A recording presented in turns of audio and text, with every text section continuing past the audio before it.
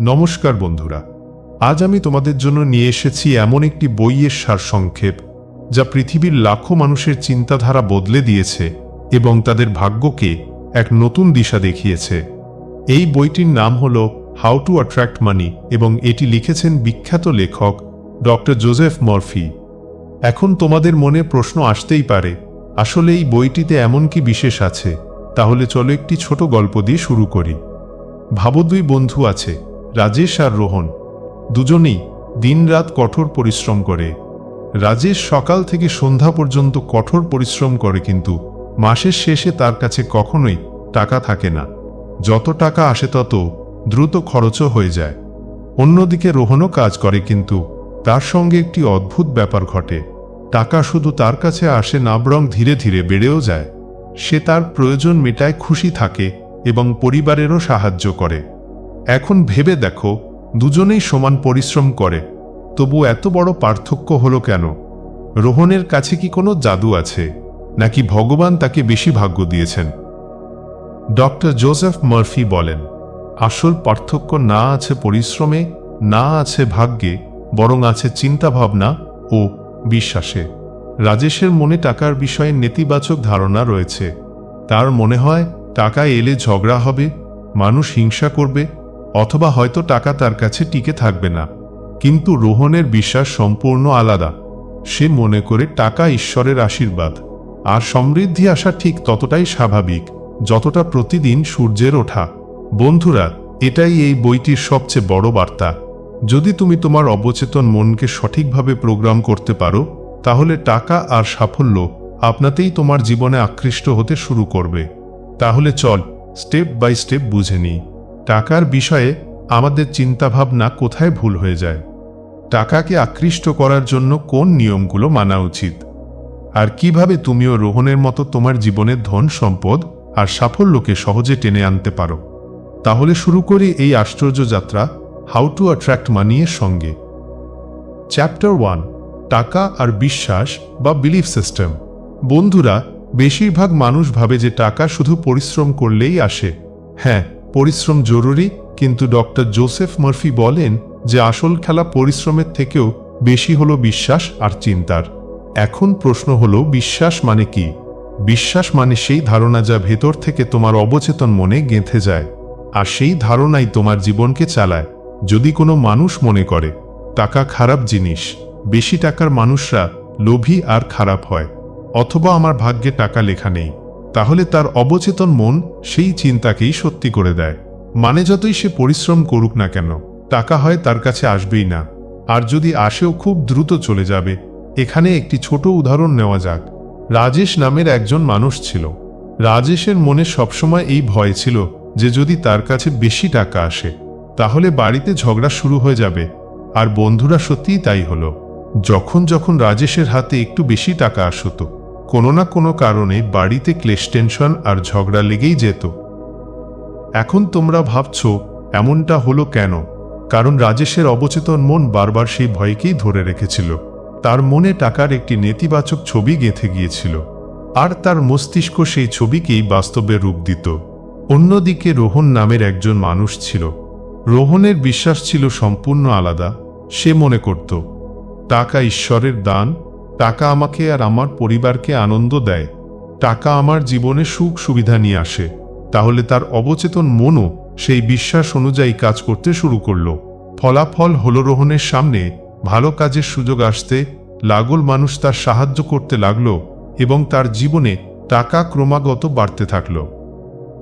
বন্ধুরা, এখান থেকে আমরা একটি বড় শিক্ষা পাই। টাকা পাওয়া বা না পাওয়ার আসল কারণ পরিশ্রম নয়, বরং তোমার বিশ্বাস। যদি তোমার বিশ্বাস ইতিবাচক হয়, তাহলে টাকা তোমার কাছে থেকে যাবে এবং বাড়বে।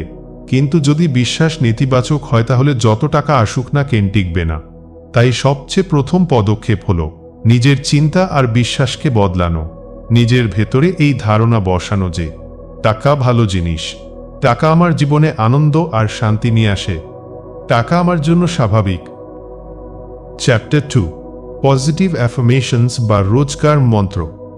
বন্ধুরা, ডক্টর জোসেফ মারফি বলেন, আমাদের অবচেতন মন অর্থাৎ সাবকনশিয়াস মাইন্ড সেই জমির মতো যেখানে তুমি যে বীজ বপন করবে সেই ফসলই জন্মাবে।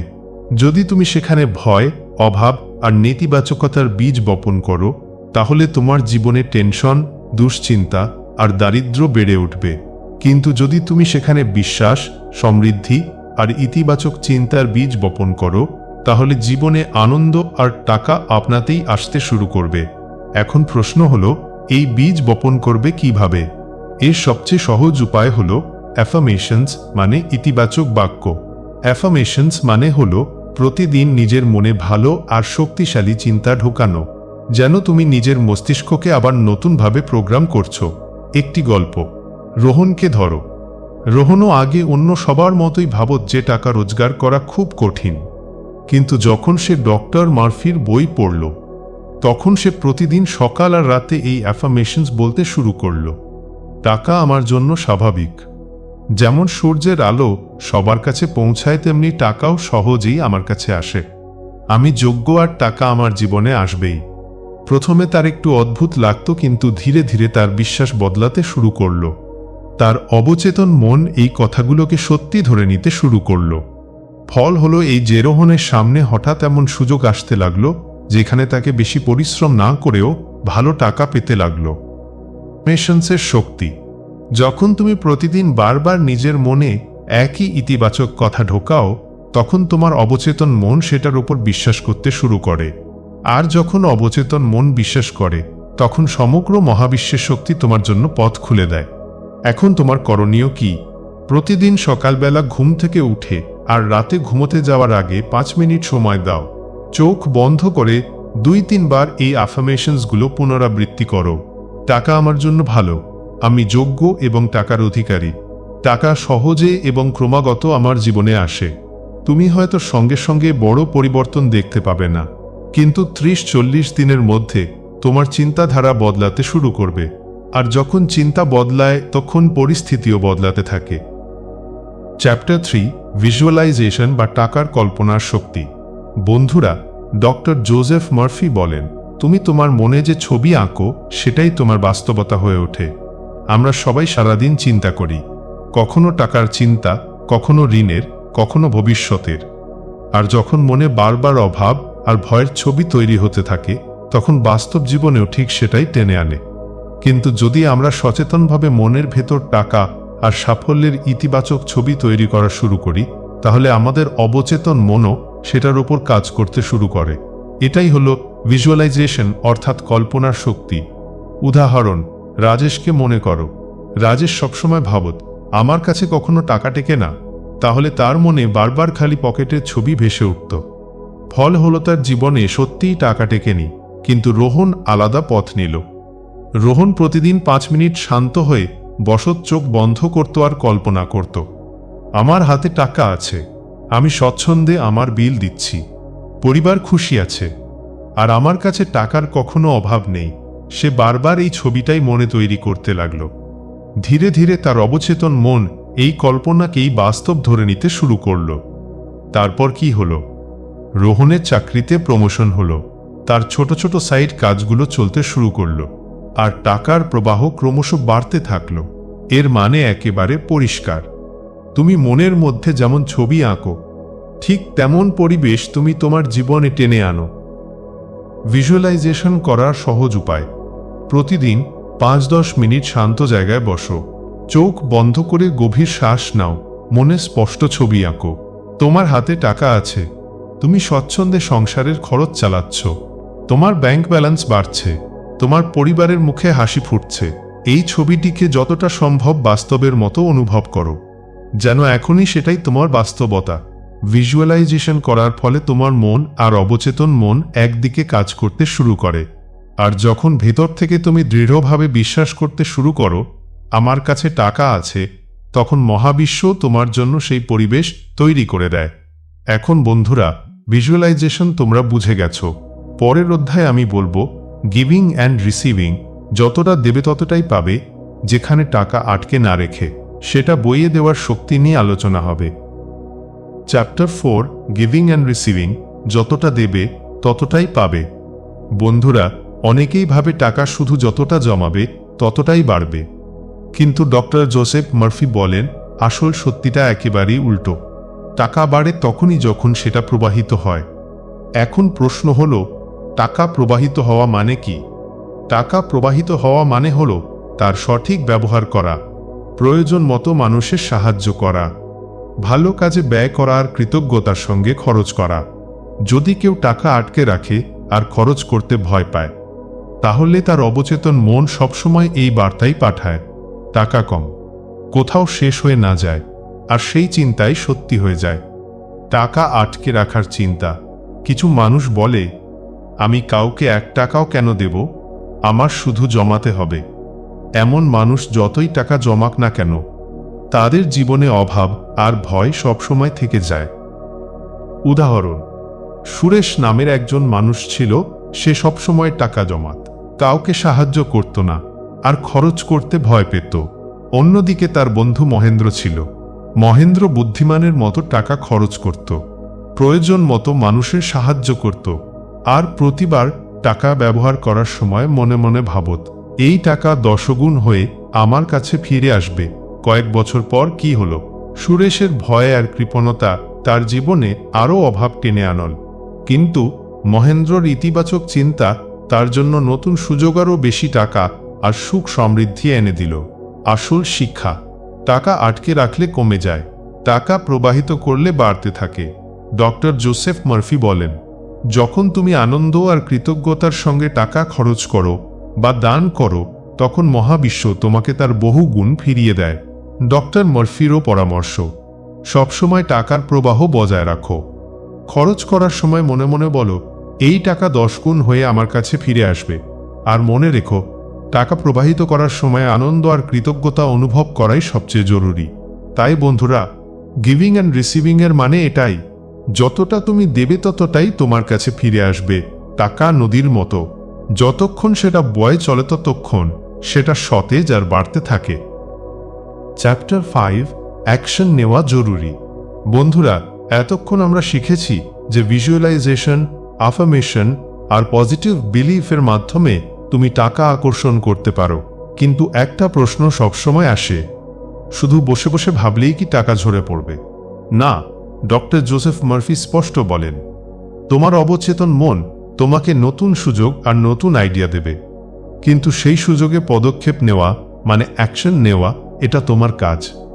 গল্প, রোহনের সিদ্ধান্ত। রোহন সবসময় ভাবত যে ওকে নিজের ব্যবসা শুরু করতে হবে, কিন্তু সাহস জোগাড় করতে পারত না। একদিন হঠাৎ তার মাথায় নতুন একটা আইডিয়া এল। সে ভাবল, যদি আমি এই কাজ শুরু করি তাহলে ভালো চলবে। এখন এখানে দুটো রাস্তা ছিল, ভয় বসে থাকা আর বলা না জানি কি হবে থাকবে, অথবা সাহস নিয়ে প্রথম পদক্ষেপ নেওয়া। রোহন দ্বিতীয় রাস্তা বেছে নিল। সে ছোট্ট একটা কাজ শুরু করল আর ধীরে ধীরে সেই ব্যবসায় তার জীবন পাল্টে দিল। শিক্ষা কি? মার্ফি বলেন, তোমার অবচেতন মন দরজা খুলে দেবে, কিন্তু ভেতরে ঢুকতে তোমাকেই হবে। যদি তুমি সুযোগটা ধরো, তোমার অগ্রগতি হবে। যদি ভয়ে বসে থাকো, সেই সুযোগ চিরতরে হারিয়ে যাবে। সহজ উপায়, যখনই নতুন কোনো আইডিয়া আসে সেটা লিখে রাখো। তারপর ছোট থেকে ছোট পদক্ষেপ দিয়ে শুরু করো। ভয় পেলে মনে রেখো, অ্যাকশন ছাড়া অ্যাট্রাকশন অসম্পূর্ণ। তাই বন্ধুরা, মনে রেখো, স্বপ্ন দেখার মানুষ অনেক, কিন্তু স্বপ্ন পূরণ করে কেবল তারাই যারা অ্যাকশন নেয়। চ্যাপ্টার 6, গ্র্যাটিটিউড বা আভারের শক্তি। বন্ধুরা, ডক্টর জোসেফ মার্ফি বলেন, যদি তুমি জীবনে আরও বেশি টাকা, সুখ বা সুযোগ চাও, তাহলে প্রথমে শিখতে হবে সেই জিনিসগুলোর জন্য ধন্যবাদ জানাতে যা তোমার কাছে আগেই আছে। একে বলে গ্র্যাটিটিউড, মানে আভার। গল্প, সুনীলের চিন্তা।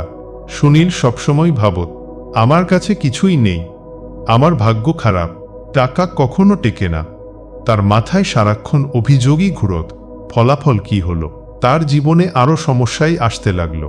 কিন্তু যখন সে ডক্টর মার্ফির বই পড়ে শিখল, প্রতিদিন সকাল আর রাত তোমার যা আছে তার জন্য কৃতজ্ঞতা প্রকাশ করো, তখন সে অভ্যাস করে নিল। সকালে ঘুম থেকে উঠে বলতো, ধন্যবাদ ভগবান, আমার থাকার মতো একটা ঘর আছে, ধন্যবাদ আমার খাওয়ার মতো খাবার আছে, ধন্যবাদ আমার পরিশ্রম করার শক্তি আছে। ধীরে ধীরে তার মনোযোগ অভাব থেকে সরে গিয়ে অর্জনের দিকে যেতে শুরু করল।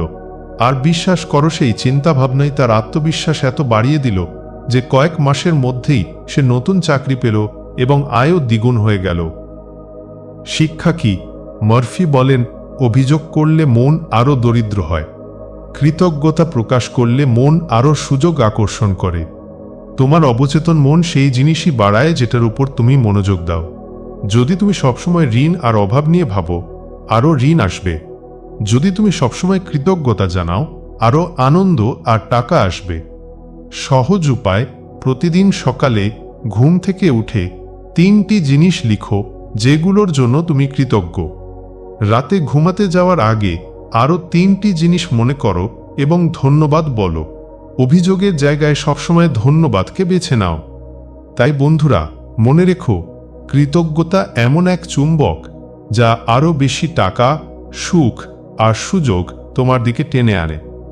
বন্ধুরা, ডক্টর জোসেফ মার্ফি এর বই হাউ টু অ্যাট্রাক্ট মানি আমাদের একটি গভীর শিক্ষা দেয়।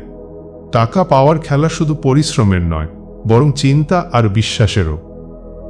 এই বই থেকে প্রধান শিক্ষা, টাকার ব্যাপারে তোমার চিন্তা ভাবনাই আসল চাবি। যদি তুমি ভাবো টাকা খারাপ, টাকা তোমার থেকে দূরে পালাবে। যদি তুমি ভাবো টাকা ভালো, টাকা তোমার কাছে আসবে। অ্যাফার্মেশনস আর ভিজুয়ালাইজেশনের জাদু। তুমি যা বারবার ভাবো আর বলো, তাই তোমার অবচেতন মন সত্যি করে তোলে। যেমন, আমি আর্থিকভাবে সুরক্ষিত। টাকা এক ধরনের শক্তি, না ভালো না খারাপ। ভালো বা খারাপ বানাই আমরা আমাদের ব্যবহার দিয়ে। গিভিং আর রিসিভিং এর নিয়ম, যতটা তুমি দেবে, সাহায্য, দয়া বা দান, ততটাই তোমার কাছে ফিরে আসবে। টাকা আটকে রাখলে থেমে যায়, ঘুরালে বাড়ে। গ্র্যাটিটিউড মানে আভার। সবসময় ধন্যবাদ জানাও, ছোট হোক বা বড়, প্রতিটি আশীর্বাদের জন্য। এই অভ্যাসই আরও আনন্দ আর টাকা টেনে আনে। অ্যাট্রাকশনের সাথে অ্যাকশনও জরুরি। শুধু ভেবে যাওয়া যথেষ্ট নয়। তোমার অবচেতন মন সুযোগ দেবে, কিন্তু তার উপর কাজ করা তোমার দায়িত্ব। বন্ধুরা, যদি তুমি চাও টাকা সহজেই জীবনে আসুক, তাহলে চিন্তা বদলানো শুরু করো। বিশ্বাসকে ইতিবাচক করো, কৃতজ্ঞতা প্রকাশ করো, সুযোগে পদক্ষেপ নাও। তারপর দেখবে ধীরে ধীরে তোমার জীবন বদলাতে শুরু করবে। যেমনটা আমরা রোহনের গল্পে দেখেছি। শেষে একটা লাইন মনে রেখো, তোমার মনই তোমার আসল খাজানা। যদি তুমি তাকে সঠিক পথে চালাও, তাহলে টাকা, সাফল্য আর আনন্দ নিজে থেকেই তোমার কাছে টেনে আসবে। তো বন্ধুরা, এটাই ছিল ডক্টর জোসেফ মার্ফি এর বই হাউ টু অ্যাট্রাক্ট মানি এর সারাংশ। আশা করি এই ভিডিও তোমাদের ভালো লেগেছে এবং তোমাদের চিন্তায় নতুন পরিবর্তন এনেছে। যদি ভিডিও ভালো লেগে থাকে, তবে লাইক আর শেয়ার করতেই হবে। আর হ্যাঁ, এভাবেই জ্ঞান আর প্রেরণায় ভরা ভিডিও দেখতে চাইলে চ্যানেলটি সাবস্ক্রাইব করতে একদম ভুলে যেও না। আমি আছি তোমাদের সঙ্গে, আর তোমরা দেখছো জ্ঞান বাংলা। আবার দেখা হবে আগামী ভিডিওতে। ততক্ষণ পর্যন্ত ধন্যবাদ, আর শিখতে থাকো, এগিয়ে যেতে থাকো।